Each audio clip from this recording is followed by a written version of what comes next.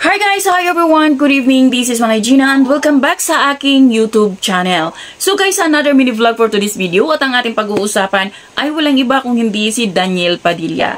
So guys, dumating na nga si Daniel at saka ibang mga artista sa Vancouver, Canada kasi nga meron ngang ASAP.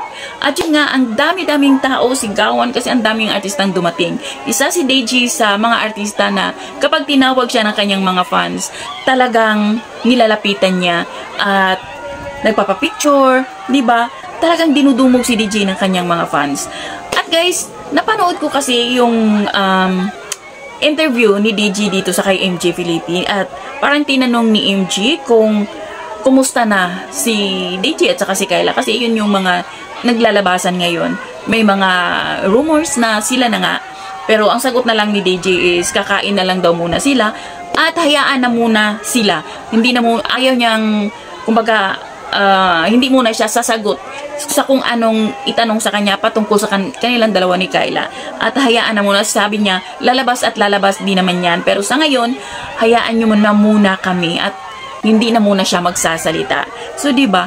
At tama naman, kasi ang sarap pakinggan nung sinabi ni Johnny Estrada kasi na-interview nga si Johnny Dali Carvajal.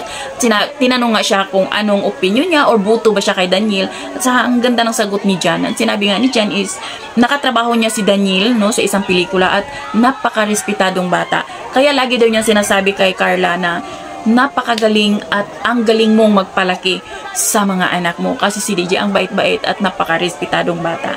So guys, ayan, diba, ninyo. At nung tinanong ni Dali kung buto ka ba kay DJ, sabi na lang ni John is bahala na silang dalawa ni Kyla kasi diba, nasa tamang edad naman na sila. So guys, abangan na lang natin kung kailan sila aamin, no? Kasi sa tama si Daniel, lalabas at lalabas din naman yan. So yun lang guys, thank you for watching. Bye, God bless everyone.